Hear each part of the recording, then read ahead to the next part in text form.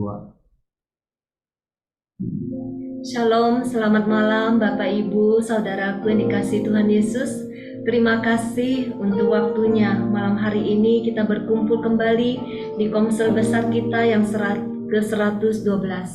Mari kita mau siapkan hati kita mau masuk ke dalam hadirat Tuhan dengan pujian dan penyembahan kita. Karena kita percaya ketika kita memuji dan menyembah Dia, Allah hadir dengan kuasa-Nya. Mari kita hening sejenak, kita mau siapkan hati kita.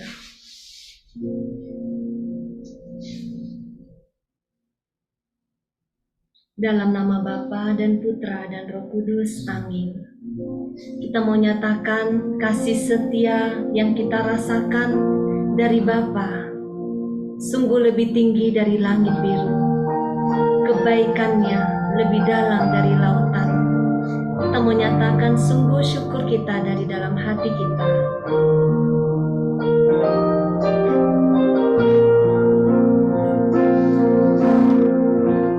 Kasih setiamu yang kurasakan lebih tinggi dari langit biru. Kebaikanmu yang telah kau nyatakan lebih dalam dari lautan. Berkat-Mu yang telah ku terima sempat membuatku terpesona. Apa yang tak pernah ku pikirkan, itu yang kau sediakan bagiku.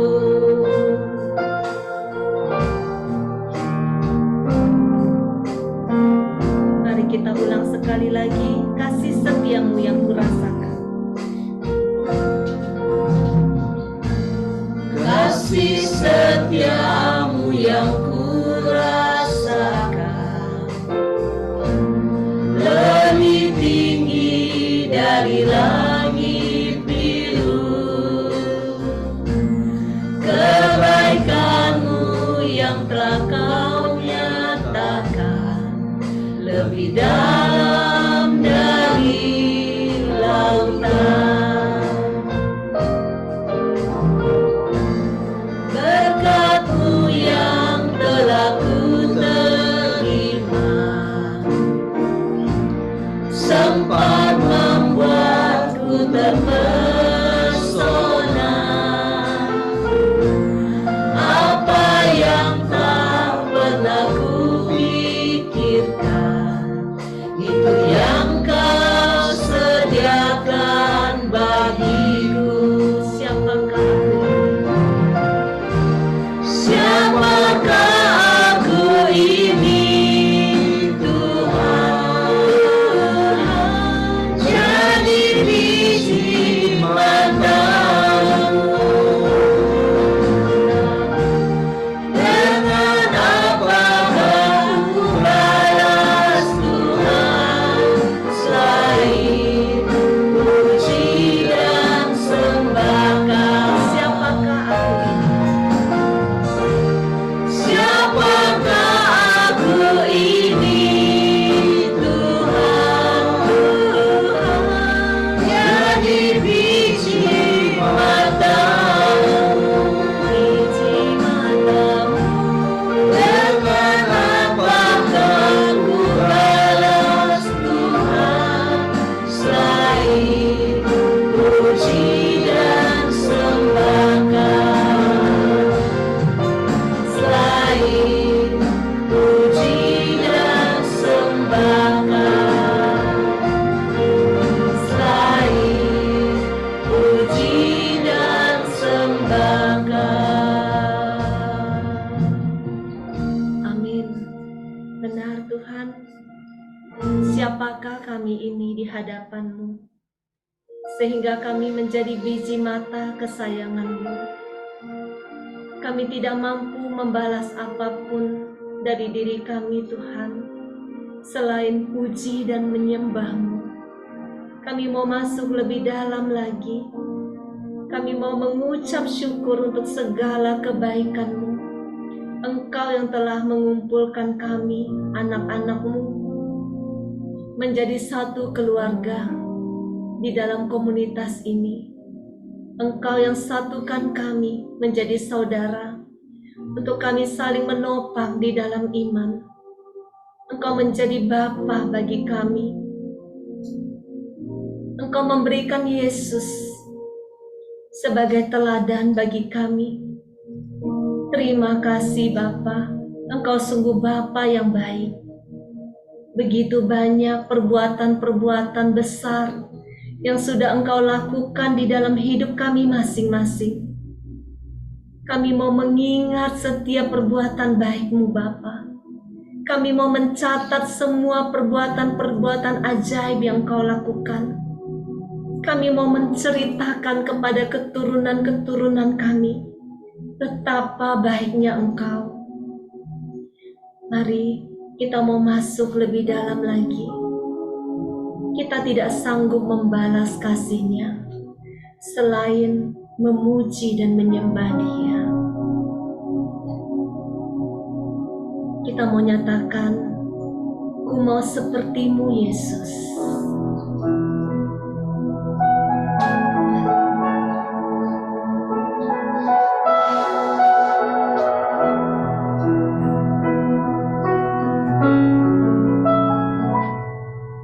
Bagaikan bejana siap dibentuk, demikian hidupku di tangan-Mu. Dengan urapan kuasa Roh-Mu, ku dibaharui selalu. Jadikanku Allah dalam rumah-Mu, inilah hidupku di tangan-Mu. Bentuklah seluruh kehendak-Mu, pakailah sesuai rencana-Mu.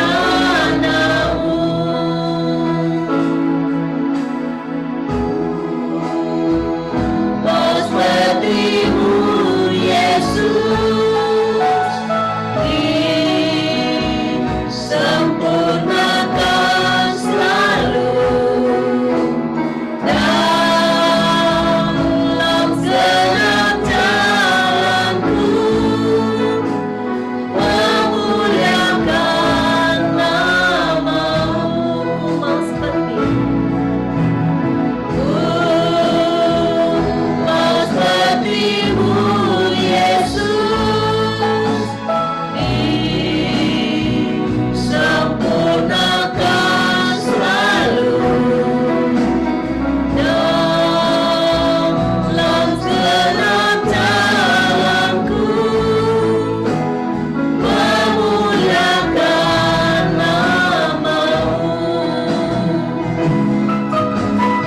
Memuliakan nama-Mu. Memuliakan nama-Mu.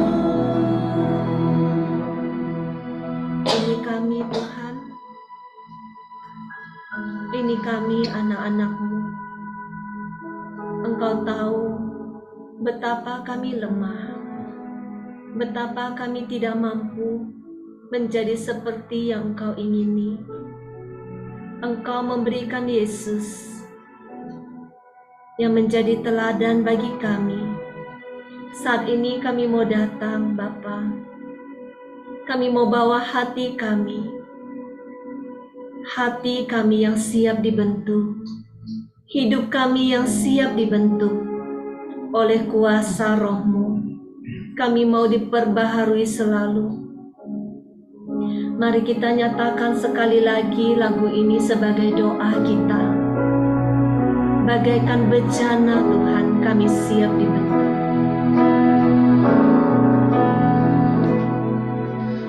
bagaikan bencana, siap dibentuk. Demikian hidupku di tanganmu, dengan urapan kuasa Rohmu, ku dibaharui selalu.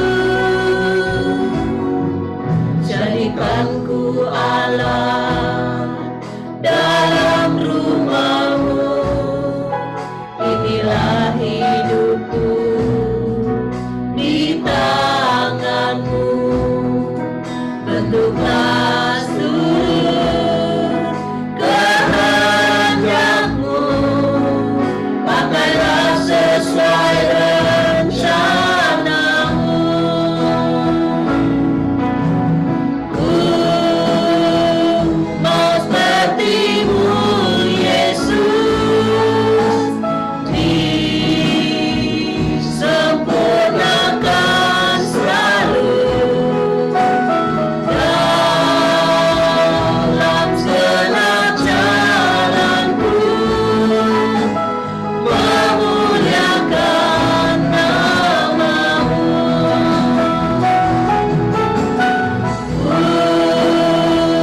Mau seperti-Mu, Yesus, disempurnakan selalu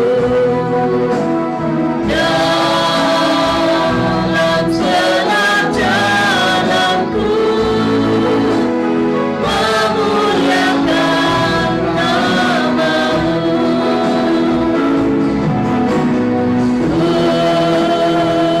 Mau seperti-Mu, Yesus, disempurnakan selalu dalam segenap jalanku, memuliakan nama-Mu, memuliakan nama-Mu, memuliakan nama-Mu. Amin. Itulah kerinduan kami, Bapa. Kami mau disempurnakan selalu seperti Yesus Putra-Mu. Kami mau masuk lebih dalam lagi. Engkau tidak meninggalkan kami sendirian. Engkau memberi kami penolong, penolong yang selalu memenuhi keperluan kami. Dia Allah yang tidak pernah mengecewakan. Mari kita mau nyatakan segala perkara dapat kita tanggung di dalam Dia, Allah yang memberi kita kekuatan. Kita mau nyatakan lagu ini dengan penuh iman. Penolong yang selalu setia.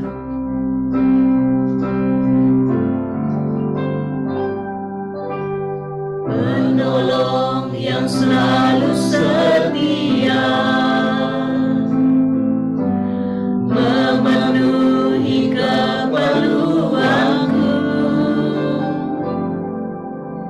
Tak pernah Dia mengecewakan.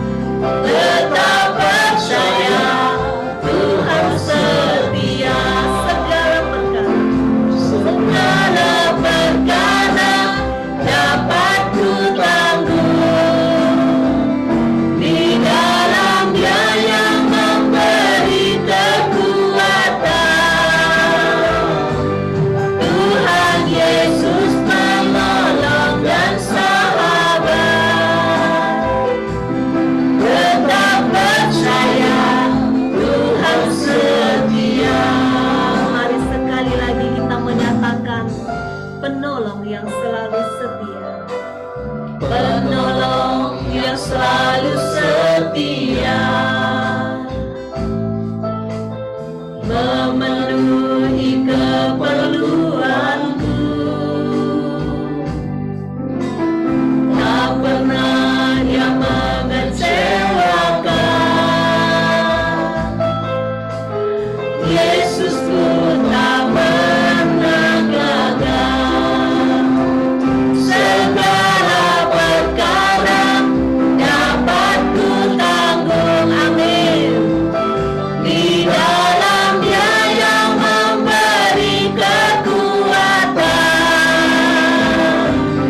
Tuhan Yesus penolong dan sahabat, tetap percaya Tuhan setia. Sekali lagi kata, segala perkara dapat ku tanggung, di dalam Dia yang memberi kekuatan.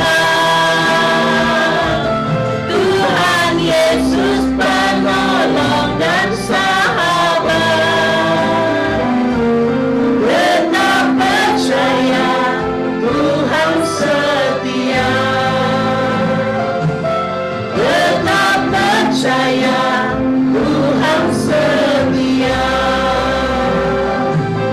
tetap percaya Tuhan setia. Amin. Kami mau tetap percaya bahwa segala perkara dapat kami tanggung di dalam Engkau yang memberi kekuatan. Engkau Allah yang menjadi sahabat kami. Kami mau tetap percaya bahwa Engkau Allah yang setia. Sekalipun dunia meninggalkan kami, sekalipun tidak lagi ada sahabat yang bisa kami percaya, Engkau satu-satunya sahabat yang setia. Terima kasih Tuhan Yesus. Kami mau masuk lebih dalam lagi untuk memuji dan menyembah-Mu. Kami rindu untuk masuk ke dalam hadirat-Mu. Biarlah Roh-Mu yang hidup memenuhi setiap kami, yang rindu dan haus, yang lapar dan haus akan Engkau. Biarlah Roh-Mu yang hidup mengalir dalam setiap hati kami. Mari kita nyatakan Roh-Mu yang hidup.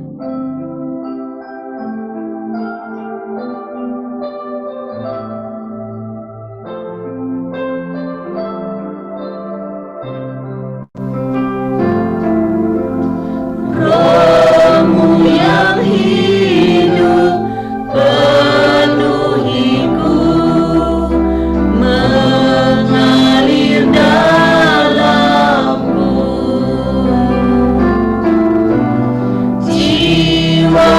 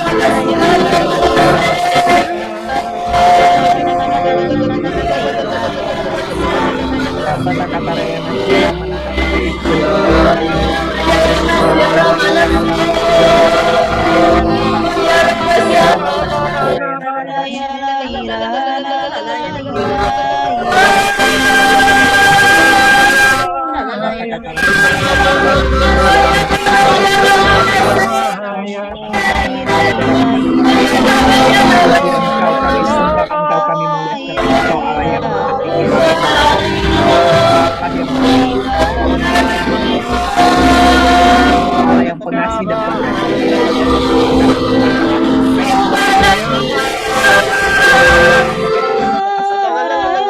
Kau ada di tengah-tengah. Terima kasih ya Tuhan, terima kasih.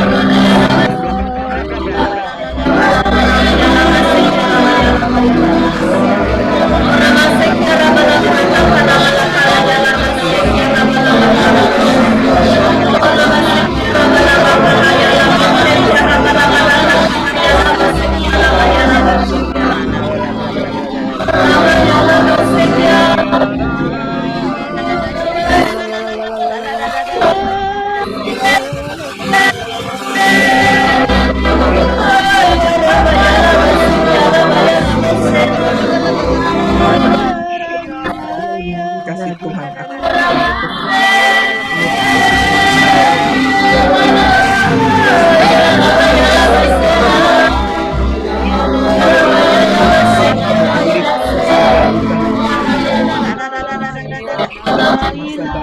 sampai dewasa. Itu Tuhan merahmati.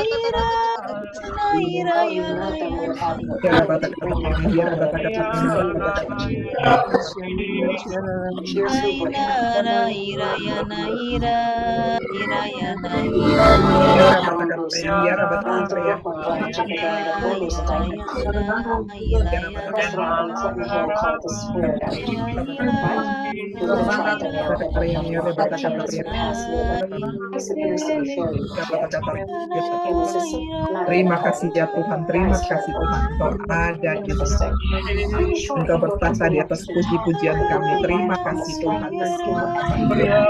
Allah yang sungguh baik, Engkau Allah yang sungguh mulia. Terima kasih Tuhan Yesus Kristus. Terima kasih Tuhan, terima kasih. Engkau menyembuhkan yang sakit. Engkau memulihkan setiap hati yang berbeban berat. Terima kasih Allah Roh Kudus. Terima kasih. Engkau melawat kami Tuhan. Kami mengalami Engkau malam hari ini. Engkau sungguh Allah yang hidup, Roh-Mu yang hidup menjamah anak-anak-Mu malam hari ini. Terima kasih Tuhan, terima kasih. Terima kasih. Terima kasih untuk hadirat-Mu yang sungguh indah. Kami mau tetap di sini Tuhan. Kami mau tetap di dalam hadirat-Mu. Kami rindu mengalami Engkau lebih lagi di dalam kuasa firman-Mu yang mengubahkan setiap hati kami. Kami rindu Tuhan. Kami mau memberikan hati kami untuk Engkau bentuk. Malam hari ini Tuhan menjamah hatimu. Buka hatimu. Buka hatimu untuk Tuhan. Dia rindu untuk memakaimu. Dia rindu untuk memakaimu. Terima kasih Tuhan Yesus. Kami mau siapkan hati kami untuk firman-Mu. Mari kita nyatakan firman jadi manusia.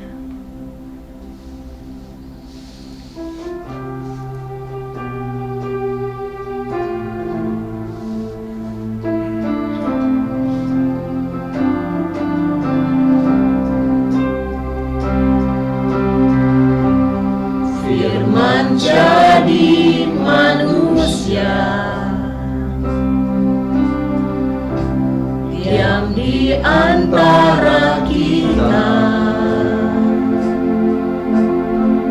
ada hidup terang bagi manusia. Engkau datang bagi kepunyaanmu.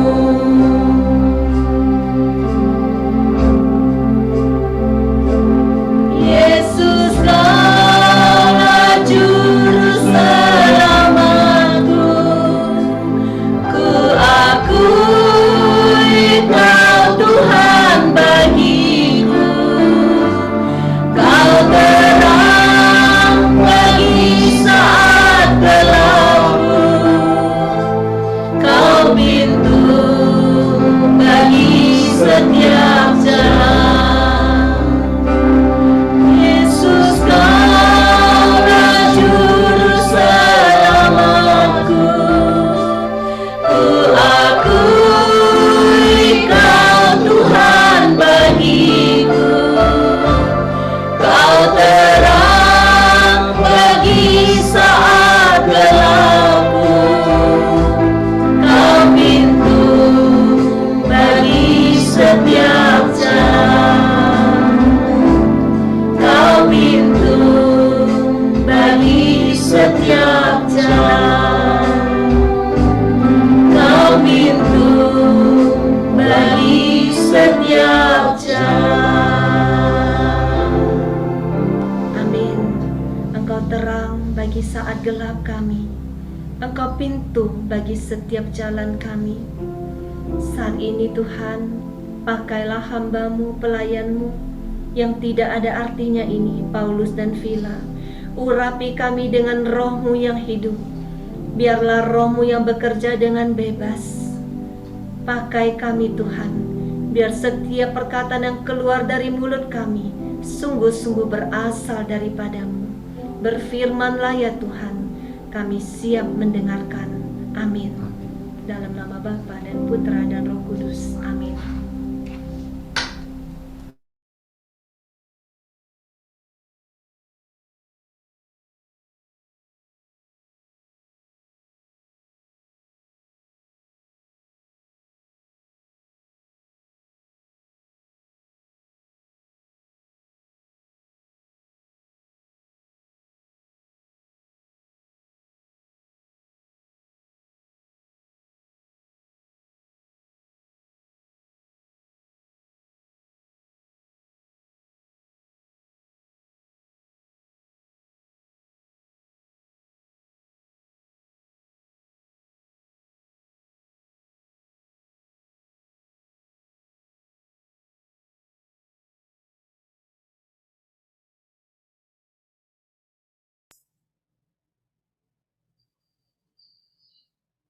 Selamat malam Bapak Ibu, Suster semuanya.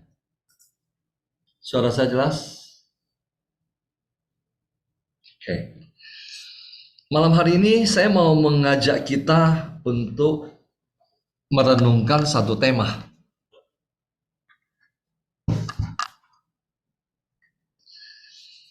Tema kita pada malam hari ini adalah menjadi serupa dengan Kristus.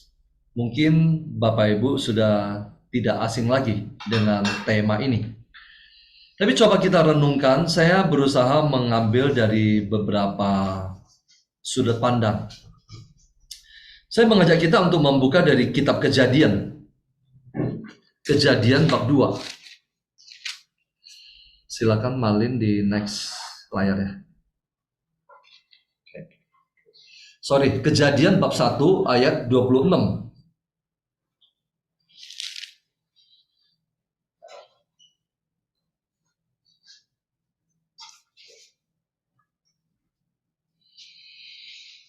Silakan bisa lihat di layar dan juga bisa buka dari Alkitab.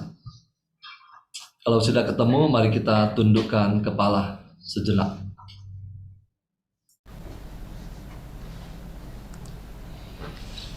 Selamat malam Bapa, Putra, dan Roh Kudus.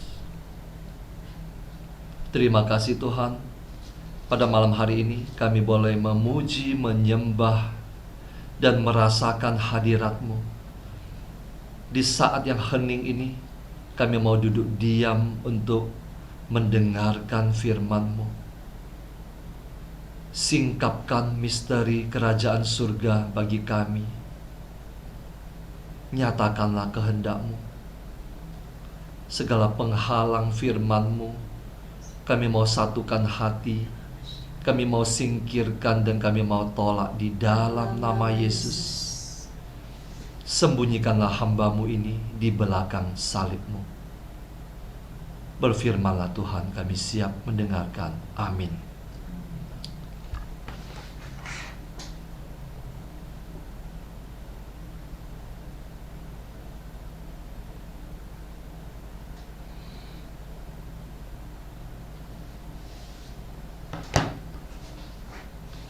Bapak Ibu, tema kita adalah menjadi serupa dengan Kristus. Siapa itu Kristus? Kristus adalah Yesus yang diurapi. Dia yang diurapi. Saya akan mengajak kita melihat dari kitab Kejadian. Kenapa dari kitab Kejadian?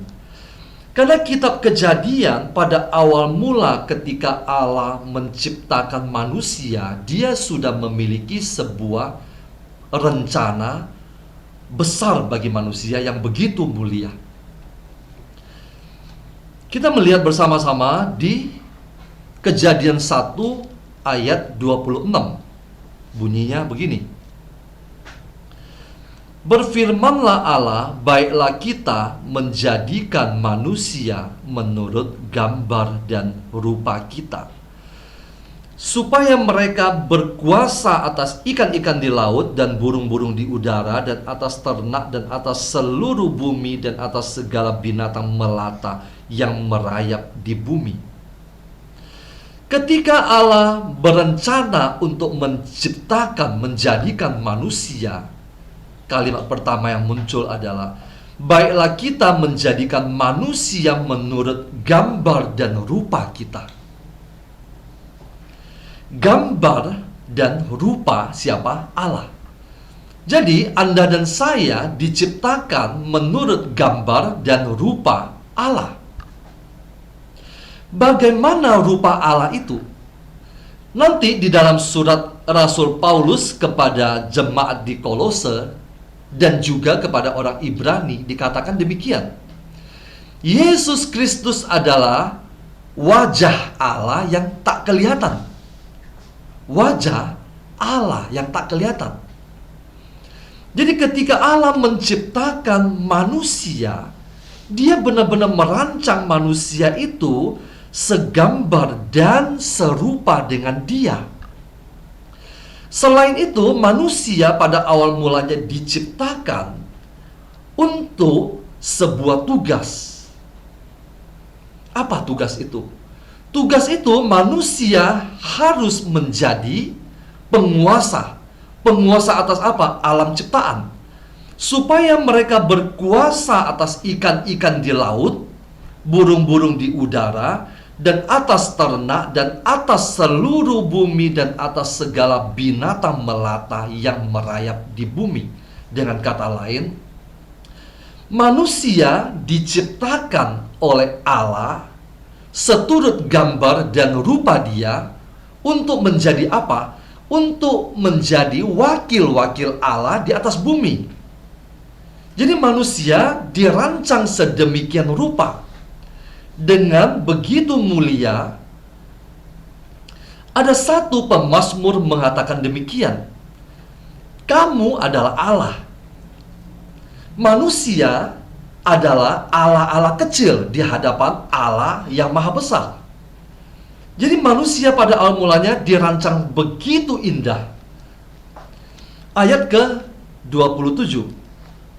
Maka Allah menciptakan manusia itu menurut gambarnya. Lalu manusia diciptakan menurut gambarnya. Menurut gambarnya Allah diciptakannya dia.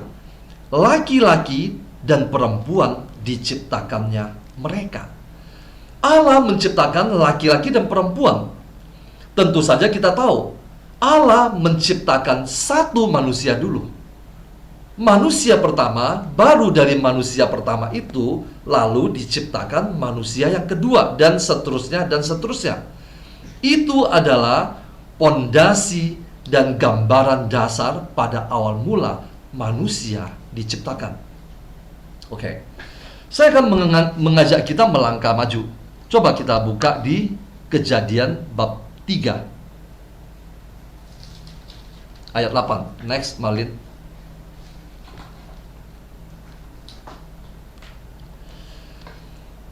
Kisah ini tidak asing lagi buat kita. Kisah ini berbicara tentang ketika manusia jatuh ke dalam dosa. Di ayat ke-8 ini bunyinya demikian. Ketika mereka mendengar bunyi langkah Tuhan Allah yang berjalan-jalan dalam taman itu pada waktu hari sejuk, bersembunyilah manusia dan istrinya itu terhadap Tuhan Allah di antara pohon-pohonan dalam taman. Lalu manusia itu menjawab, ia menjawab, ketika aku mendengar bahwa engkau ada dalam taman ini, aku menjadi takut karena aku telanjang, sebab itu aku bersembunyi. Bapak Ibu, kisah ini adalah tentang kejatuhan manusia sesudah manusia menerima tawaran iblis, mendengarkan suara iblis yang bermanifestasi lewat ular, dan kemudian dia memakan buah dari pohon pengetahuan tentang yang baik dan yang jahat. Ketika manusia melanggar perintah itu, maka seketika itu juga yang tadinya awal mula manusia diciptakan untuk menjadi penguasa, untuk menjadi seperti Allah-Allah kecil di atas bumi, yang diciptakan untuk berjalan bersama dengan Allah. Sekarang sesudah mereka memakan buah terlarang, artinya mereka berdosa, maka ketika Allah datang, ketika Allah berjalan-jalan di dalam taman itu, yang seharusnya manusia diciptakan untuk berjalan bersama dengan Allah di dalam taman itu, dosa membuat manusia tidak sanggup lagi berjalan bersama dengan Allah. Ketika Allah berjalan dalam taman itu, manusia bersembunyi. Kenapa? Karena ada penghalang. Karena ada pemisah. Manusia pertama yang jatuh ke dalam dosa, dia mati meskipun dia berada di dalam taman kehidupan. yang seharusnya mereka sanggup berkomunikasi dengan Allah, memandang wajah Allah, berjalan bersama dengan Allah, sekarang mereka menjadi tidak bisa lagi. Kenapa? Karena ada penghalang. Akhirnya membuat mereka apa? Bersembunyi. Di ayat ke-10 itu, ketika aku mendengar, dia masih mendengar langkah Allah bahwa engkau ada dalam taman ini. Jadi sebelum manusia jatuh ke dalam dosa, begitu indahnya keintiman itu. Allah berjalan bersama dengan manusia. Manusia mendengar suara Allah. Dan sekarang ketika mendengar suara itu, mereka menjadi takut. Mereka telanjang dan mereka bersembunyi. Oke. Saya akan mengajak kita melihat lagi lebih jauh. Next.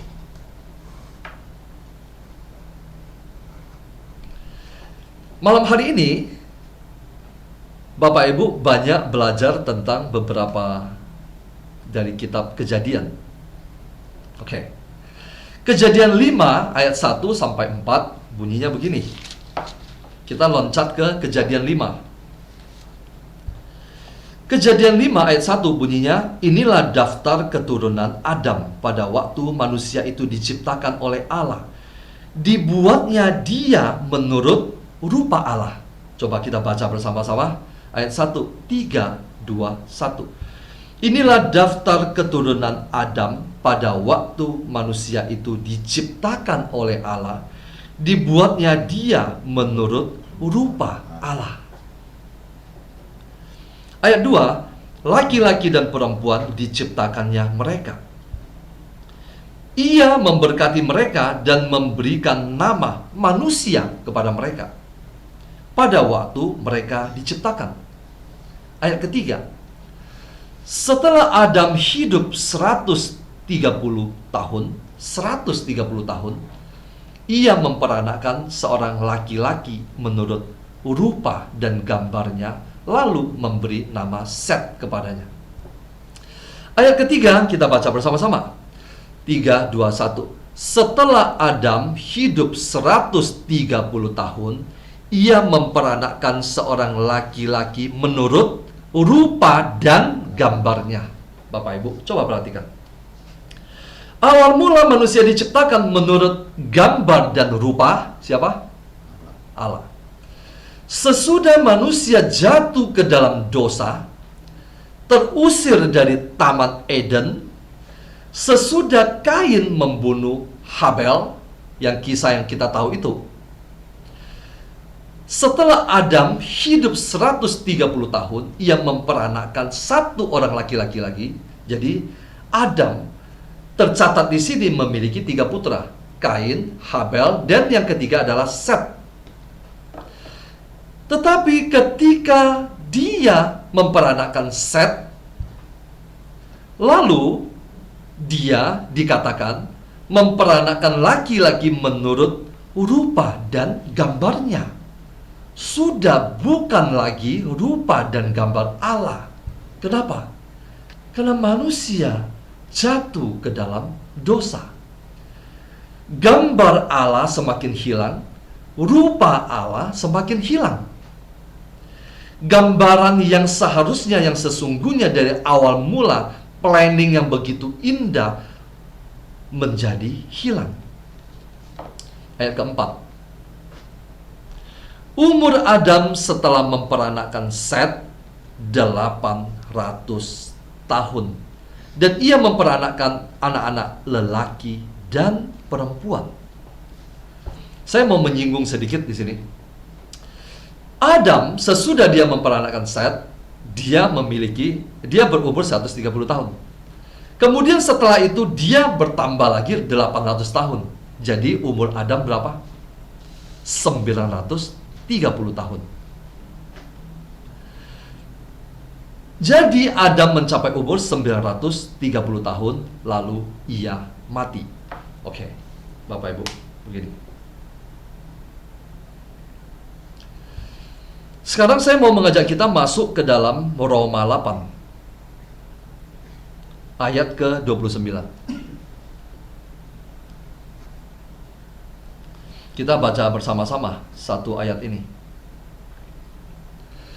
Sebab semua orang yang dipilihnya dari semula, mereka juga ditentukannya dari semula untuk menjadi serupa dengan gambaran anaknya, supaya ia, anaknya itu, menjadi yang sulung di antara banyak saudara. Satu kali lagi kita baca. 3, 2, 1. Roma 8 ayat 29. Sebab semua orang yang dipilihnya dari semula, mereka juga ditentukannya dari semula untuk menjadi serupa dengan gambaran anaknya. Anaknya itu siapa? Kristus. Supaya ia, anaknya itu, yaitu Kristus, menjadi yang sulung di antara banyak saudara. Artinya Yesus Kristus adalah anak pertama. Kita adalah anak-anak yang lain. Yesus Kristus adalah anak Allah. Kita semua juga anak Allah. Hanya anak Allah yang dapat tinggal di surga bersama dengan Allah. Bapak Ibu, tema kita pada malam hari ini menjadi serupa dengan Kristus, bukan tema yang biasa-biasa. Jadi, untuk memahami ini, memang membutuhkan orang yang rajin, tekun membaca firman Tuhan. Setidaknya itu memiliki background, pondasi dari firman Tuhan. Dan pada malam hari ini, saya akan mencoba pelan-pelan masuk, ya, membawa kita kepada 1-2 inti yang bisa saya bagikan. Kenapa? Karena tema ini sangat luas dan mungkin akan kita dapatkan lagi di minggu berikutnya dan minggu berikutnya. Oke, begini. Awal mula Allah menciptakan manusia. Yang tadi saya katakan, manusia diciptakan seperti Dia, gambar dan rupa seperti Dia, dan memiliki tugas untuk apa? Menjadi penguasa. Apa itu penguasa? Penguasa adalah Tuhan. Tentu saja kita tidak seperti Tuhan yang Maha Kuasa, tetapi kita menjadi Tuhan-Tuhan kecil. Kita menjadi tuan-tuan kecil. Kita diberi kuasa. Kita diberi otoritas. Kita sanggup berjalan bersama dengan Allah. Kita bisa bergandengan tangan dengan Dia. Kita bisa mendengar suaranya. Kita bisa melihat Dia. Tetapi rencana yang begitu indah ini dirusak oleh iblis di Taman Eden. Manusia yang seharusnya serupa dan segambar dengan Dia, manusia yang seharusnya menjadi anak-anak Allah, yaitu serupa dengan Kristus, sekarang karena dosa membuat manusia jauh dari rencana semula itu. Kemudian singkatnya adalah Yesus Kristus datang. Yesus Kristus datang untuk mati di kayu salib, seperti yang minggu lalu kita bahas. Dia mati di kayu salib untuk menebus dosa umat manusia. Kenapa? Tanpa Dia mati di kayu salib, tanpa Dia menebus dosa Anda dan saya, jangankan untuk menjadi serupa dengan Dia, bahkan untuk menjadi manusia biasa saja tidak sanggup. Kita semua mati di dalam dosa. Karena Yesus Kristus datang, Dia mati di kayu salib, dan setiap orang yang datang kepadanya, percaya kepadanya, dibasuh oleh darahnya, menerima pembaptisan, dan kemudian dicurahi Roh Kudus, maka kita kembali diangkat menjadi anak-anak Allah. Bagaimana Anda dan saya bisa menjadi serupa dengan Kristus? Kalau saya katakan serupa dengan Kristus, kita tidak berbicara tentang wajah kita, tetapi kita berbicara tentang seluruh diri kita, manusia. Manusia terdiri dari tubuh, jiwa, dan roh. Itu adalah seutuh-utuhnya manusia. Sesudah kita meninggal, roh kita kembali ke surga. Tetapi suatu saat nanti di akhir zaman, tubuh kita ini juga akan dibangkitkan, menyatu kembali dengan roh kita di surga. Dan kita menjadi manusia yang utuh, tinggal di surga. Lalu kembali kepada pertanyaan yang tadi. Bagaimana Anda dan saya dapat menjadi serupa dengan Kristus? Siapa yang dapat menjadikan Anda dan saya serupa dengan Kristus? Bapak Ibu, yang sanggup menjadikan Anda dan saya, kita semua serupa dengan Kristus, itu adalah pekerjaan Roh Kudus. Pekerjaan Roh Kudus. Bapa memiliki tugasnya. Yesus memiliki tugasnya. Dia mati di kayu salib. Bapa dan Putra bersama-sama mencurahkan Roh Kudus. Apa peran Roh Kudus? Peran Roh Kudus adalah menjadikan Anda dan saya putra-putri Allah. Setuju? Melalui pembaptisan. Peran Roh Kudus adalah menjadikan Anda dan saya serupa, segambar, secitra dengan Yesus. Kenapa? Hanya menjadi serupa dengan Kristus, Anda dan saya dapat masuk ke dalam kerajaan surga. Bagaimana caranya? Pertanyaannya begini, Bapak Ibu. Melalui pembaptisan, Allah, Bapa dan Putra mencurahkan Roh Kudus ke dalam hati kita. Anda dan saya sudah menerima Roh Kudus. Siapa yang sudah menerima Roh Kudus? Anda dan saya sudah menerima Roh Kudus. Setiap orang yang sudah dibaptis sudah menerima Roh Kudus. Dan kita katakan bahwa saya sudah memiliki Roh Kudus. Saya sudah berbicara dalam bahasa roh.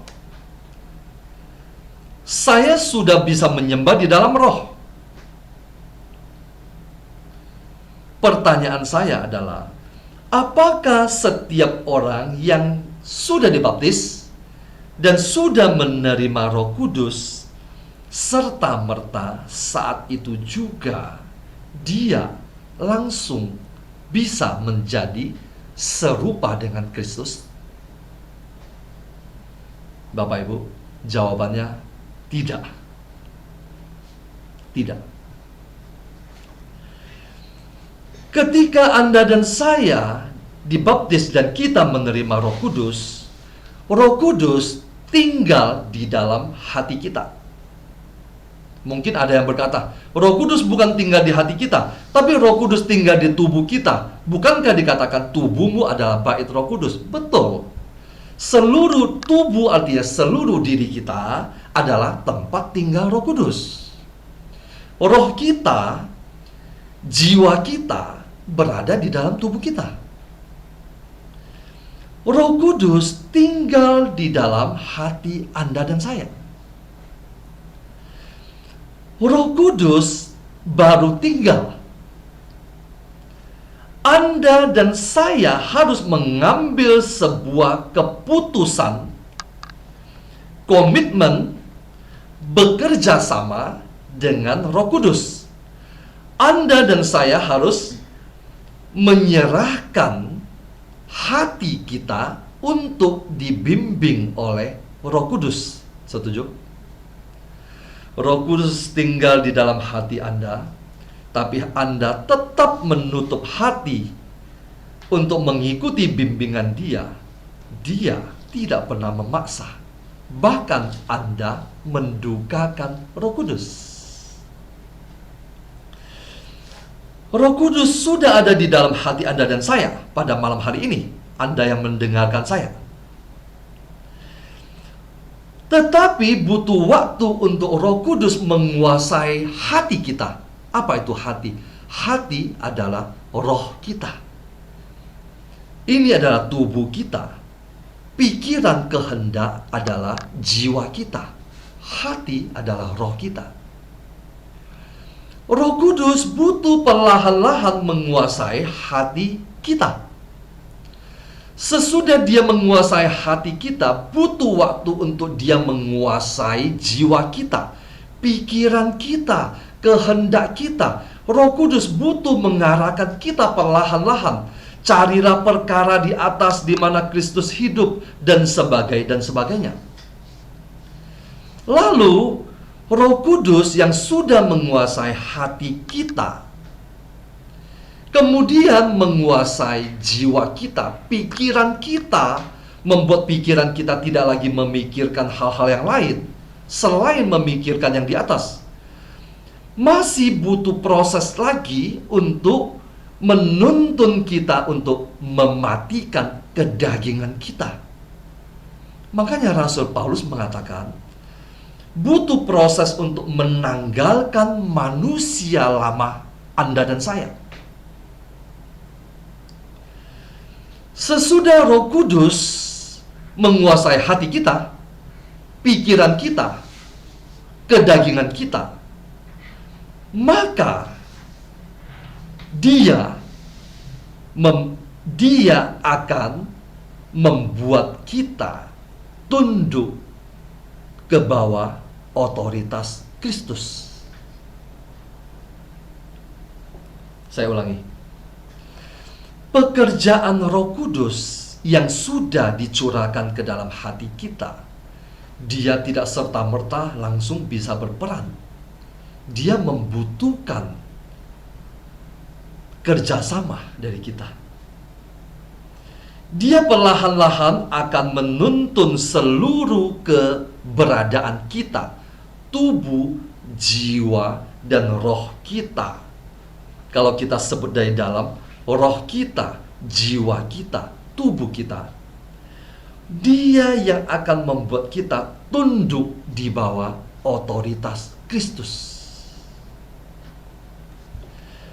Ketika Anda dan saya tunduk di bawah otoritas Kristus, maka perlahan-lahan kita akan menjadi serupa dengan Kristus.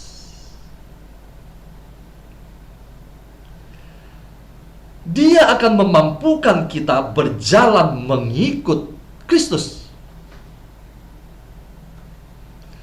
Rasul Paulus mengatakan dalam salah satu suratnya, segala sesuatu yang dahulu saya anggap itu keuntungan, sesudah saya mengenal Kristus, saya anggap itu sebagai sampah.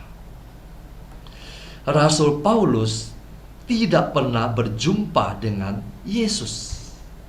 Dia tidak pernah berjumpa dengan Yesus. Dia berjumpa dengan siapa? Dia berjumpa dengan Yesus yang sudah bangkit. Dia tidak pernah diajari oleh Yesus. Yang diajari adalah ke-12 Rasul. Tetapi sesudah Rasul Paulus dia berjumpa dengan Kristus yang bangkit, pada saat dalam perjalanan itu yang dia menjadi buta, sesudah dia mengalami perjumpaan dengan Yesus yang bangkit, yaitu perjumpaan dengan Kristus, maka dia memiliki pemahaman jauh lebih mendalam dibanding ke-12 rasul yang lain. Surat-surat Paulus yang ditulis kepada Anda dan saya bahkan mungkin tidak dipahami oleh rasul yang lain. Makanya dia bersama dengan Petrus sering berdebat dalam beberapa hal. Rasul Paulus ketika dia berjumpa dengan Kristus, dia membiarkan dirinya dibimbing, dituntun untuk mengikuti jejak-jejak Kristus.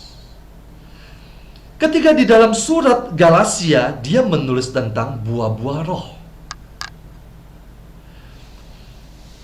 Orang yang tunduk kepada Kristus perlahan-lahan akan menjadi serupa dengan Kristus.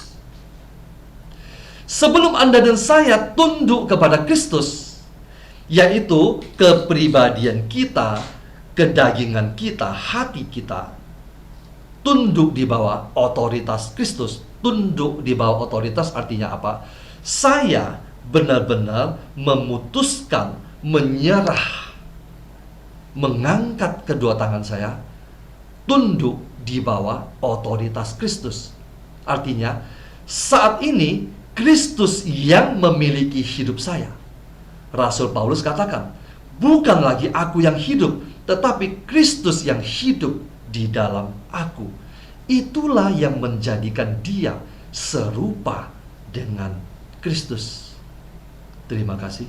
Tuhan Yesus memberkati.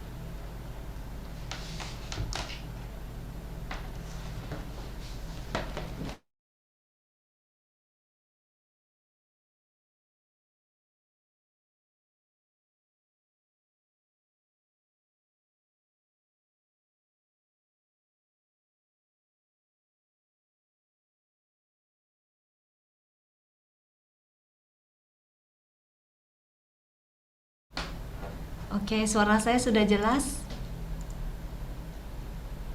Oke, thank you. Saya lanjutkan, menjadi serupa dengan Kristus. Setiap orang yang dibaptis seharusnya menjadi manusia roh. Jika sungguh-sungguh menghayati apa arti sebuah pembaptisan. Pembaptisan atau lahir baru adalah kematian manusia lama menjadi manusia baru. Artinya ada sebuah perjuangan transformasi dari manusia daging menjadi manusia roh, menjadi serupa dengan Yesus bersama Roh Kudus. Untuk mengubah kita dari manusia daging menjadi manusia yang sesuai dengan gambarnya, menjadi serupa dengan Kristus, Allah membekali kita dengan 4 hal. 1. Dia mengirimkan Yesus. Bapa memberikan Yesus putranya sebagai teladan. Yang kedua, dia membekali kita dengan firman. Yang ketiga, dia mengizinkan kondisi kehidupan untuk memproses kita. Yang keempat, dia memberikan kita Roh Kudus. Saya mencoba untuk menguraikan satu persatu. Bapa memberikan firman-Nya yang turun menjadi manusia di dalam Yesus untuk menjadi teladan. Bapa tahu kita lemah karena kita ini daging. Karena itu dia mengirim Yesus buat kita, bukan hanya untuk mati bagi dosa kita, tetapi hidup Yesus memberikan sebuah teladan bagaimana seharusnya kita hidup. Hidup sesuai status kita, yaitu menjadi anak Allah. Tadi sudah dibacakan Roma 8 ayat 29. Sebab semua orang yang dipilihnya dari semula, mereka juga ditentukannya dari semula untuk menjadi serupa dengan gambaran anaknya, supaya ia, Yesus, anaknya itu, menjadi yang sulung di antara banyak saudara.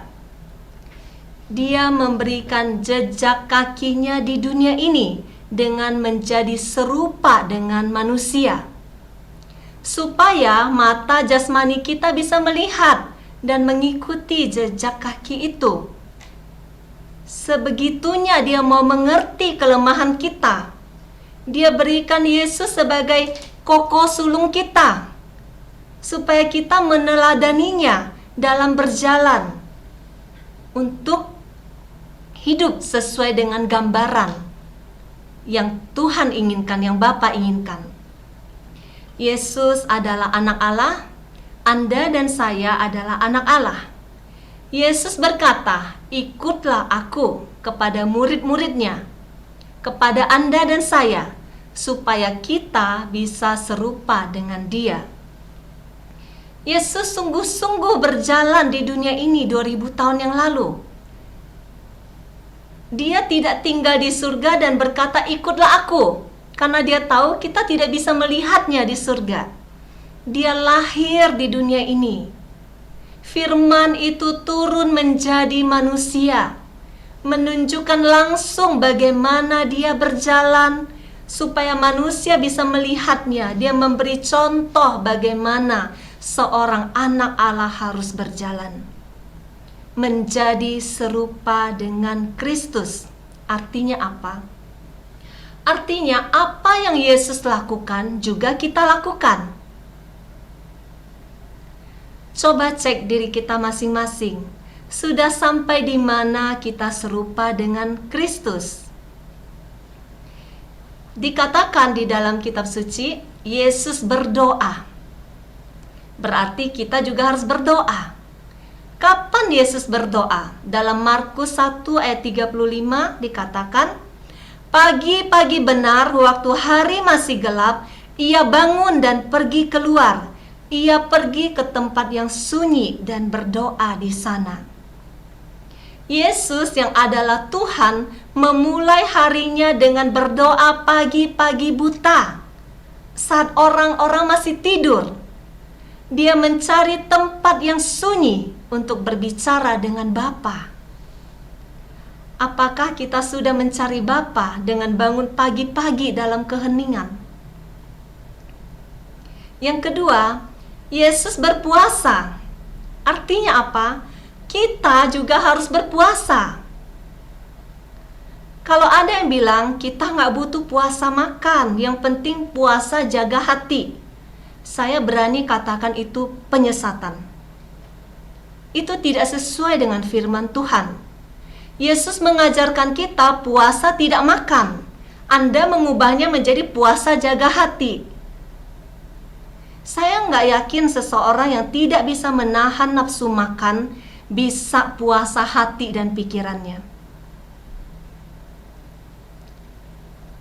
Yang saya maksud di sini bukan orang yang sakit yang tidak bisa berpuasa. Satu hal yang pasti, jika Anda tidak bisa kendalikan mulut Anda akan kesulitan mengendalikan anggota tubuh Anda yang lain. Yesus yang adalah Tuhan berpuasa. Ayatnya ada di dalam Matius 4 ayat 1-4. Saya bacakan. "Maka Yesus dibawa oleh Roh ke padang gurun untuk dicobai iblis, dan setelah berpuasa 40 hari dan 40 malam, akhirnya laparlah Yesus. Lalu datanglah si pencoba itu dan berkata kepadanya, 'Jika engkau anak Allah, perintahkanlah supaya batu-batu ini menjadi roti.' Tetapi Yesus menjawab, 'Ada tertulis, manusia hidup bukan dari roti saja, tetapi dari setiap firman yang keluar dari mulut Allah.'" Di sini dikatakan Yesus lapar. Artinya Yesus puasa makan. Yesus bukan puasa hati, jaga hati. 40 hari Yesus bukan puasa batin. Yesus puasa lahir dan batin. Dia mengajarkan kita bagaimana merontokkan kedagingan kita dengan berpuasa. Dia yang seorang Tuhan melakukan puasa. Siapa kita manusia yang penuh kedagingan ini tidak butuh puasa? Dia memberi teladan bagaimana berpuasa. Dia memberi teladan bagaimana melawan iblis dengan firman Tuhan di dalam ayat tadi. Ada tertulis. Artinya ada tertulis di dalam kitab suci bahwa manusia hidup bukan dari roti saja, tetapi dari setiap firman yang keluar dari mulut Allah. Ayat ini ada di dalam kitab Ulangan. Ini bukan perjanjian baru. Jadi Tuhan Yesus tahu firman Tuhan. Dia tahu tentang ayat ini ada di dalam Ulangan. Ulangan 8 ayat 3 dikatakan di situ, jadi ia merendahkan hatimu, membiarkan engkau lapar dan memberi engkau makan mana yang tidak kau kenal dan juga tidak dikenal oleh nenek moyangmu, untuk membuat engkau mengerti bahwa manusia hidup bukan dari roti saja, tetapi manusia hidup dari segala yang diucapkan Tuhan. Jadi di sini Yesus memberikan 2 teladan. Dia memberikan 1 teladan berpuasa, yang kedua dia memberikan teladan bagaimana menggunakan firman Tuhan. Tadi Bapa membekali kita dengan Yesus, dia memberikan putranya sebagai teladan. Yang kedua, Bapa membekali kita dengan firman yang tertulis. Tadi Tuhan Yesus adalah firman yang hidup, yang turun menjadi manusia. Bapa membekali kita dengan firman tertulis, yaitu Alkitab. Yesus mengajarkan kita bagaimana menggunakan firman Tuhan tadi.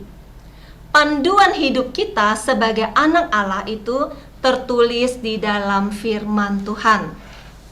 Alkitab ini adalah manual book, buku panduan bagaimana kita harus hidup. Bapa menciptakan kita sesuai dengan gambarnya. Yesus itu gambar Allah yang bisa kita lihat. Untuk menjadi serupa dengannya, Bapa membekali kita Yesus, dan sekarang membekali kita dengan firman yang tertulis sebagai buku panduan. Apa itu buku panduan? Bapak Ibu, ketika kita membeli sebuah produk, contoh elektronik, TV, AC, komputer, selalu dilengkapi dengan manual book, buku panduan. Supaya kita bisa mengoperasikan produk yang kita beli itu dengan maksimal, supaya kita tidak salah pencet dan bikin rusak, supaya kita bisa memakai produk ini sesuai dengan fungsi produk ini diciptakan. Allah menciptakan kita ada di dunia ini disertai dengan buku panduan, yaitu Alkitab, supaya hidup kita sesuai dengan visi dan misi kita diciptakan. Panduan hidup ini supaya hidup kita maksimal, tidak salah jalan, tidak salah pencet tombol. Hidup sesuai dengan tujuan kita diciptakan ada di dalam Alkitab. Bacalah, karena itu bacalah buku panduan ini supaya kita tidak salah mengoperasikan hidup ini, supaya kita menjadi serupa dengan gambarannya, yaitu Kristus. Yang ketiga, Yesus tadi berdoa, Yesus berpuasa. Yang ketiga, Yesus melawan iblis dengan firman Tuhan. Tadi Yesus sudah mengajarkan kita bagaimana firman Tuhan itu bisa melawan iblis. Kita harus tahu firman Tuhan, baru bisa memakainya, baru bisa mempraktekkannya setiap kali kita diserang oleh iblis. Karena itu, saya sering katakan, hafalkan beberapa ayat firman Tuhan yang menjadi rema, yang menjadi kekuatan, yang sesuai kondisi serangan yang sering kita alami. Contoh misalnya, sering diserang ketakutan, cari pedang firman Tuhan untuk menyerang balik roh ketakutan itu. Hafalkan dan ucapkan keluar suara saat Anda diserang di pikiran oleh ketakutan-ketakutan itu. Firman Tuhan punya kuasa. Iblis takut saat mendengar Anda tahu firman. Iblis mendengar ketika Anda mengucapkan firman Tuhan itu. Diulang-ulang. Kalau ada lagunya dinyanyikan seperti yang kita nyanyikan tadi. Itu adalah firman Tuhan di dalam Filipi. Segala perkara dapat kutanggung di dalam Dia yang memberi kekuatan kepadaku. Sampai segala intimidasi serangan musuh itu pergi meninggalkan kita. Itu firman Tuhan. Jadi Bapa izinkan Yesus dicobai oleh iblis supaya Yesus bisa menunjukkan kepada kita bagaimana melawan iblis saat dicobai. Karena Bapa tahu kita lemah, kita membutuhkan teladan, kita membutuhkan figur guru untuk belajar, mempraktekkan buku panduan kehidupan kita, yaitu firman Tuhan. Yang ketiga, yang tadi Yesus, yang kedua firman Tuhan, yang ketiga Allah izinkan ujian-ujian kehidupan untuk memurnikan karakter kita. Sebelum kita serupa di dalam kuasanya, kita harus berjuang serupa di dalam salibnya. Serupa di dalam penyangkalan diri dan memikul salib. Di dalam Matius 16 ayat 24 sampai 27. Lalu Yesus berkata kepada murid-muridnya, "Setiap orang yang mau mengikuti aku, ia harus menyangkal dirinya, memikul salibnya dan mengikuti aku." Mungkin ayat ini banyak orang gak suka. Saya dulu pun tidak suka ayat ini. Saya paling menghindari ayat ini. Ayat ini kalau saya baca, saya cepat-cepat tutup. Suatu hari pas saya sungguh-sungguh berbeban berat, dulu kalau beban saya itu pasti seputar saya berantem dengan Pak Paulus, saya dilukai, saya disakiti, saya akan lari ke ruang adorasi. Setelah doa berkeluh kesah panjang, saya menangis dalam hati. Hari itu saya cerita panjang, saya curhat sama Tuhan. Tiba-tiba waktu saya buka mata saya pas tertuju kepada ayat ini, tertulis di bawah sakramen Maha Kudus. Setiap orang yang mau mengikuti aku, ia harus menyangkal dirinya, memikul salibnya dan mengikuti aku. Waktu saya baca, saya mau tutup mata saya pikir itu halusinasi. Ternyata itu benar-benar ada di dalam ruang adorasi itu. Ayat ini lagi, saya buka mata saya pelan-pelan, saya baca lagi. Benar, ayat ini nyata di depan mata saya. Saya benar-benar gak suka ayat ini. Saya mau mengikuti Tuhan supaya Tuhan tolong saya, berkati hidup saya gak mau panggul-panggul salib. Mengikuti Dia artinya mau menyangkal diri, memanggul salib. Dan di bagian ini banyak manusia lari. Semakin ikut Tuhan kok kayaknya semakin banyak cobaan. Enggak deh Tuhan, aku mau ikut Tuhan supaya hidupku tuh diberkati. Aku mau percaya kepadamu kalau Engkau punya kuasa menolongku, bukan suruh panggul salib. Banyak orang lari di proses ini. Padahal di proses inilah Tuhan membentuk kita makin serupa dengan Dia. Saya banyak dibentuk dengan ayat ini dalam mempraktekkan kasih, mengampuni, dan kerendahan hati. Yesus itu sangat rendah hati. Dia raja di atas segala raja yang seharusnya ditinggikan, dipuji, dimuliakan. Dia mau turun dan merendahkan diri demi tergenapinya rencana Bapa untuk keselamatan kita semua. Dia menyangkal diri sepenuh-penuhnya. Bagaimana kita? Saat harga diri kita diinjak, relakah kita saat apa yang kita korbankan tidak dihargai?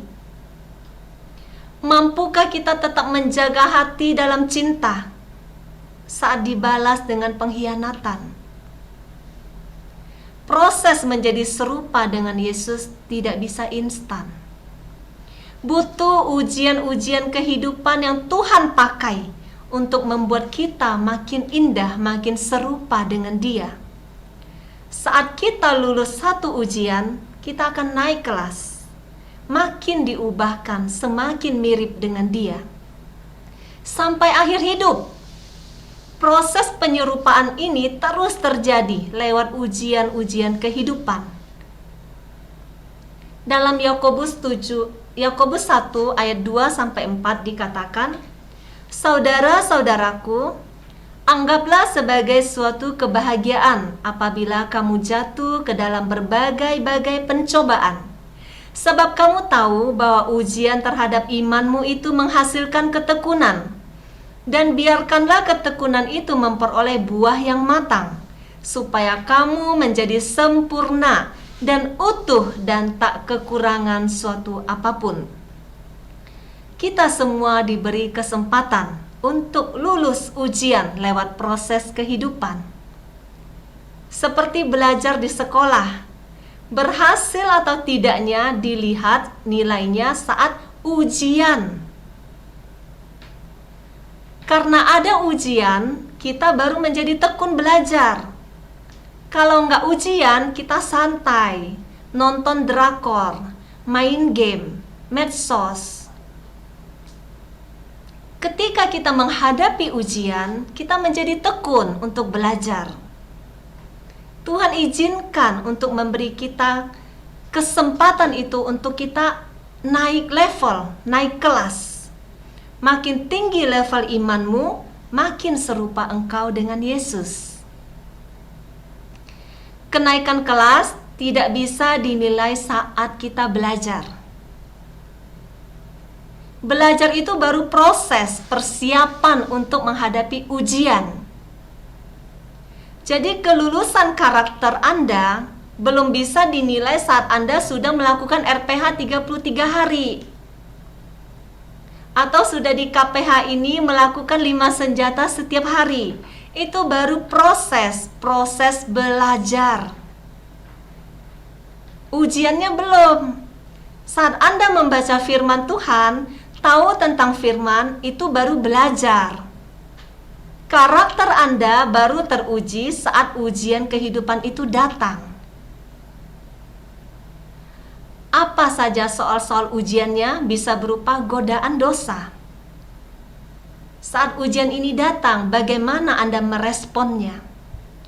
Bisa berupa persoalan-persoalan hidup, badai kehidupan. Bagaimana Anda merespon saat ujian itu datang? Sama persis ketika ujian kenaikan kelas, ada soal-soal dari guru. Bagaimana Anda merespon semua ujian-ujian persoalan itu? Respon atau jawaban Anda saat ujian tergantung ketekunan Anda belajar. Jadi jika seseorang tidak pernah buka buku pelajaran kehidupan, Alkitab, bagaimana bisa lulus ujian sesuai dengan standarnya? Dikatakan tadi, ujian terhadap imanmu menghasilkan ketekunan. Makanya orang-orang yang banyak ujiannya biasanya lebih rajin, lebih tekun bangun pagi, lebih tekun 5 senjata. Ketekunan menghasilkan tahan uji. Orang yang tekun pasti lebih tahan uji. Jadi, Anda diubah bukan saat Anda lakukan 5 senjata, tapi saat Anda menghadapi ujian-ujian kehidupan. Bagaimana respon Anda terhadap persoalan, badai, cobaan yang datang? Apakah manusia lama yang keluar? Responnya bagaimana ini saat persoalan datang?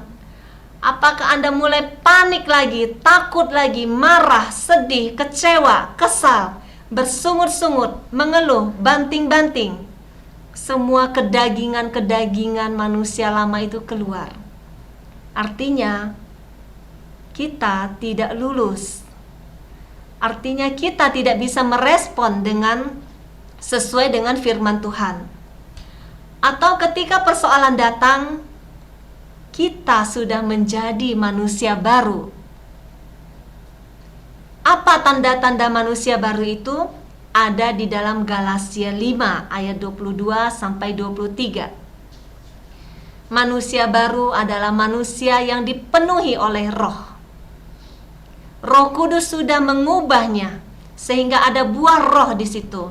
Kasih, sukacita, damai sejahtera, kesabaran, kemurahan, kebaikan, kesetiaan, kelemah lembutan, penguasaan diri. Jadi buah-buah roh itu adalah buah-buah Roh Kudus. Itulah karakter Yesus.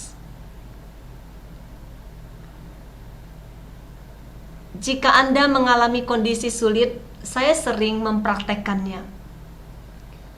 Manusia lama kita saat menghadapi sebuah kondisi, kita tahu nih, misalnya kita lagi dipancing untuk emosi. Apa respon yang keluar?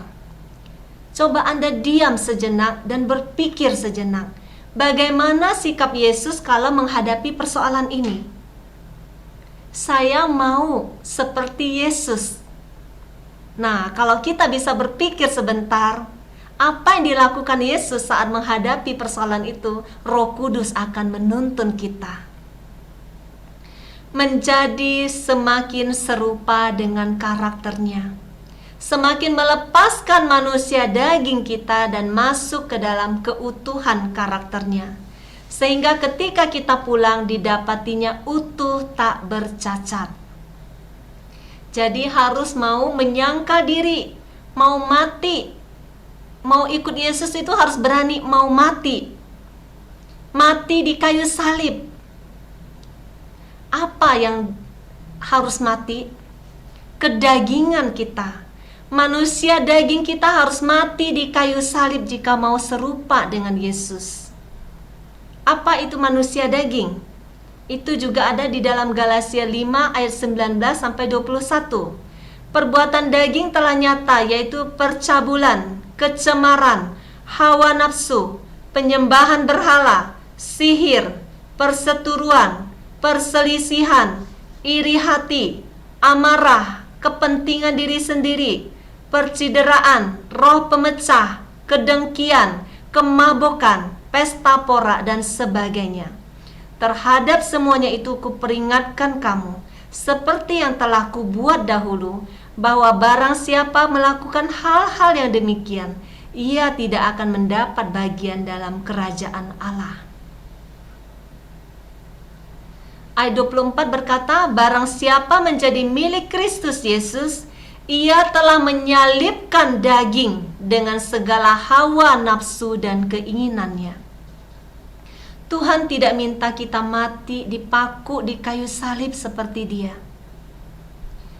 Tetapi Tuhan meminta kita mematikan kedagingan-kedagingan kita yang menghalangi keselamatan kita, yang menghalangi rencana Allah yang indah dalam hidup kita, yang menghalangi Roh Kudus bekerja dengan penuh kuasa di dalam diri kita. Menjadi serupa di dalam salib dan kematiannya, Anda dan saya baru bisa bangkit menjadi serupa dengan Dia di dalam kuasanya.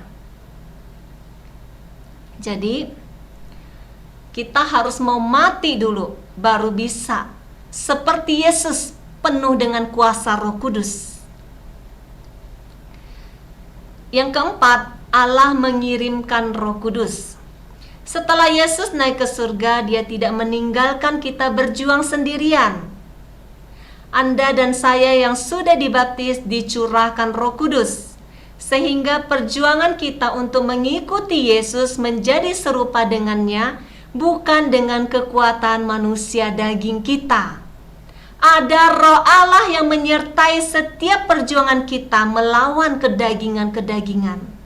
Ada kekuatan ilahi yang memampukan kita mengikuti Yesus dan mengasihi Bapa. Dalam Yohanes 14 ayat 16, Aku akan minta kepada Bapa dan Ia akan memberikan kepadamu seorang penolong yang lain, supaya Ia menyertai kamu selama-lamanya. Dia memberikan Roh Kudus untuk menyertai perjuangan kita menjadi serupa dengan Dia dan untuk memanifestasikan kuasanya. Serupa dengan Kristus di dalam kuasanya. Betapa membahagiakan, betapa kerennya bisa serupa dengan Kristus di dalam kuasanya. Dia begitu pribadi yang begitu mengagumkan dan mempesona. Yesus bisa menyembuhkan segala penyakit. Dia bisa mengusir setan. Dia mengubah air menjadi anggur, berjalan di atas air, penuh dengan kuasa. Semua masalah kita pasti selesai kalau kita serupa dengan Yesus. Tidak ada musuh yang sanggup untuk melawan kita. Iblis lari. Hutang saya pasti lunas, anak saya pasti sembuh, suami saya pasti balik kalau saya punya kuasa seperti Yesus. Karena kita anak-anak Allah yang diberi kuasa untuk melakukan semua yang Yesus lakukan. Bahkan kata Tuhan yang jauh lebih besar. Dalam Yohanes 14 ayat 12-14 berkata, Aku berkata kepadamu, sesungguhnya barang siapa percaya kepadaku, ia akan melakukan juga pekerjaan-pekerjaan yang aku lakukan. Bahkan pekerjaan-pekerjaan yang lebih besar daripada itu. Jadi, kita diberi kuasa untuk melakukan pekerjaan-pekerjaan yang Tuhan lakukan di dunia ini. Mungkin Anda bertanya, masa sih kok saya nggak serupa dengan Yesus di dalam kuasanya? Yesus berdoa, mujizat terjadi. Kok saya berdoa nggak terkabul? Untuk makin serupa dengan Yesus tidak bisa instan. Anda ingin serupa di dalam kemuliaannya, Anda harus mau serupa di dalam setiap jejak salibnya, di dalam kematiannya. Sehingga kita baru bisa serupa dengan Yesus di dalam kuasanya. Yesus mengusir setan, kita juga diberi kuasa untuk mengusir setan. Jadi ketika Yesus berkata, ikutlah aku, Yesus tidak hanya mengajak Anda dan saya untuk menderita dan mati di kayu salib. Setelah daging Anda mati, Roh Allah yang hidup berkarya di dalam diri Anda dan saya. Dia yang membuat Anda bangkit serupa dengan Dia, melakukan apa yang Dia lakukan di dunia ini, memanifestasikan kuasanya melawan kuasa-kuasa kegelapan, mewartakan Injil dengan penuh urapan, sampai keselamatan terjadi di seluruh bumi. Mari kita berjuang makin serupa dengan Yesus yang memuliakan Bapa kita di surga, menyenangkan hati Bapa, sampai Bapa berkata kepada setiap kita masing-masing kalimat yang Bapa katakan kepada Yesus, inilah anakku yang kukasihi, kepadanyalah aku berkenan. Amin. Tuhan Yesus memberkati. Ku mau seperti-Mu, Yesus,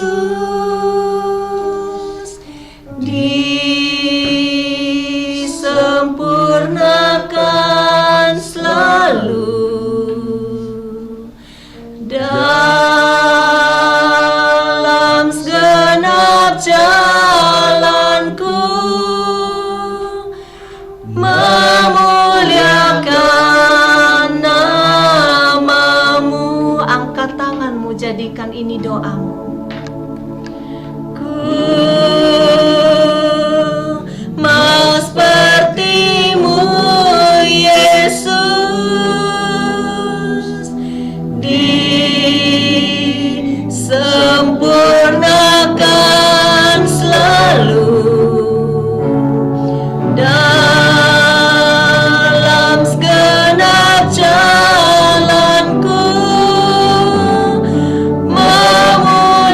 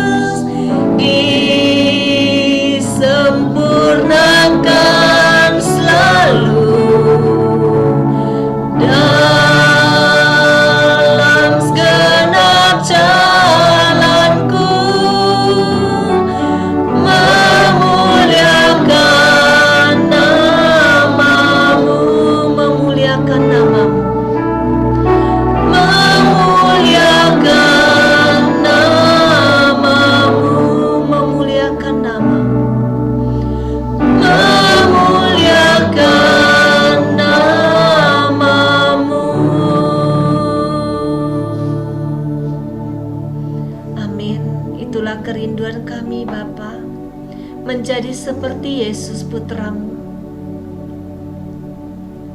Engkau tidak membiarkan kami berjalan sendirian. Engkau membiarkan Roh Kudus, Engkau memberikan Roh Kudus untuk berjalan bersama kami. Mari kita mau masuk ke dalam pujian dan penyembahan. Kita mau nyatakan Roh-Mu yang hidup, penuhiku.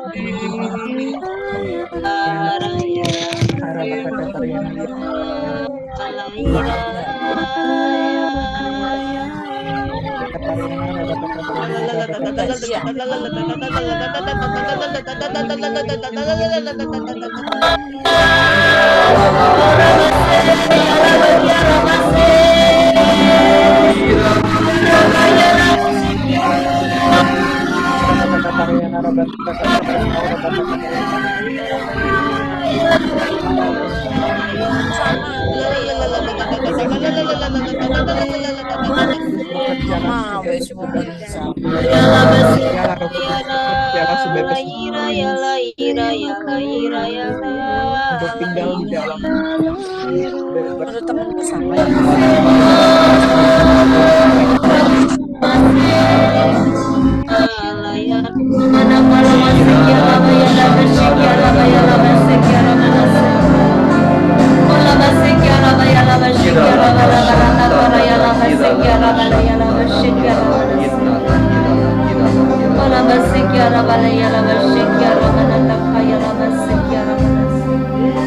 Terima kasih. Biarkan musik tetap mengalun.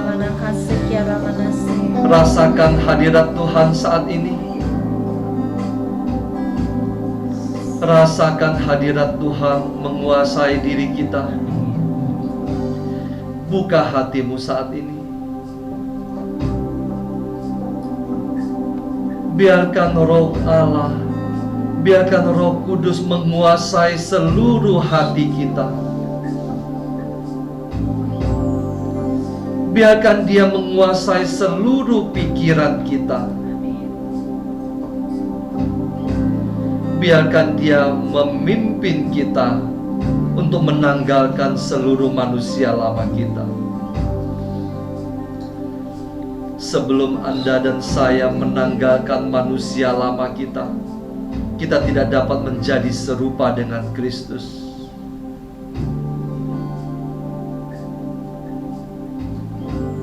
Roh Kudus yang ada di dalam hati kita, Dialah yang akan menuntun kita ke dalam seluruh kebenaran. Dialah yang akan menjadikan Anda dan saya serupa, segambar dengan Kristus.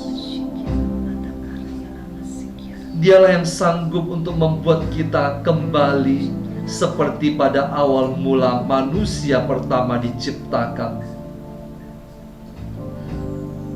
Dengan segala keindahan, berjalan bersama dengan Tuhan, mendengarkan suara Dia, memandang wajah-Nya.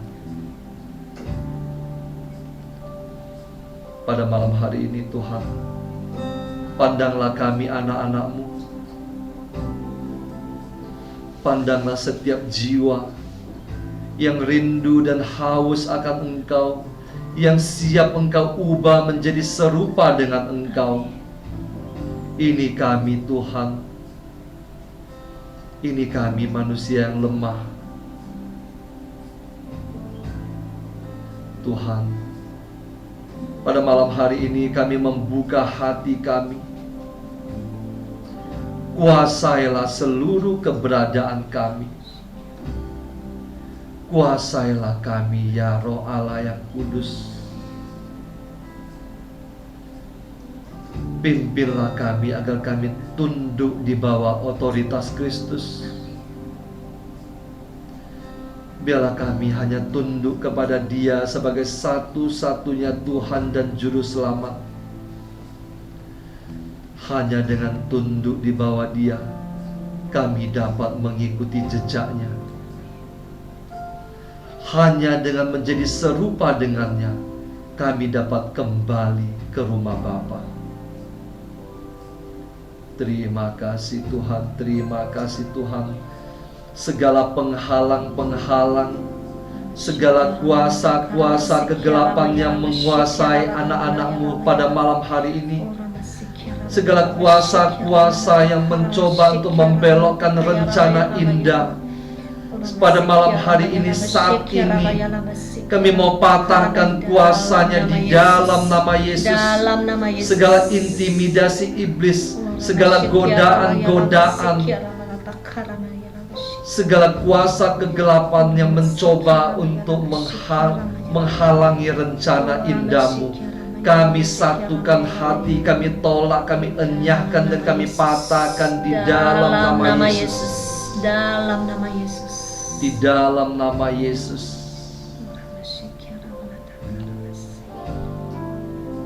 Pada malam hari ini juga Tuhan, kami serahkan seluruh keluarga kami, Tuhan. Tidak ada satu pun yang Engkau tinggalkan, Tuhan. Biarlah kami menjadi serupa dengan Engkau. Biarlah kami juga membawa keluarga kami, setiap anggota keluarga kami menjadi serupa dengan Engkau. Segala kuasa kegelapan yang mencoba untuk menguasai keluarga kami, suami, istri, orang tua, anak-anak kami bersatu hati, kami mau patahkan kuasanya di dalam nama Yesus. Kami patahkan kuasanya di dalam nama Yesus. Tidak ada kuasa apapun juga yang sanggup merebut mereka. Setiap orang yang kami cintai dan kami kasihi, tidak ada yang sanggup merebut mereka dari tangan-Mu ya Bapa. Terima kasih Tuhan, terima kasih Tuhan. Terima kasih untuk segala kebaikan-Mu. Terima kasih untuk firman-Mu. Engkau membasuh kami pada malam hari ini dengan firman-Mu. Engkau menguduskan kami dengan Roh Kudus-Mu. Engkau menjadikan kami serupa dengan Engkau, serupa dengan wajah-Mu, serupa dengan karakter-Mu. Terima kasih Tuhan, terima kasih Tuhan, terima kasih Tuhan. Terima kasih untuk indahnya malam hari ini. Kiranya Engkau memberkati kami satu persatu yang hadir pada malam hari ini. Engkau memberkati juga setiap anggota keluarga kami. Engkau memberkati segala pekerjaan, karya, usaha kami. Engkau memberkati mereka yang belum mendapatkan pekerjaan dan usaha. Engkau berkati Tuhan. Engkau buka jalan bagi mereka Tuhan. Biarlah segala berkat kebaikan-Mu, kesehatan, segala keindahan kami terima pada malam hari ini. Di dalam nama Yesus Kristus Tuhan dan Juru Selamat kami. Amin. Dalam nama Bapa dan Putra dan Roh Kudus. Amin.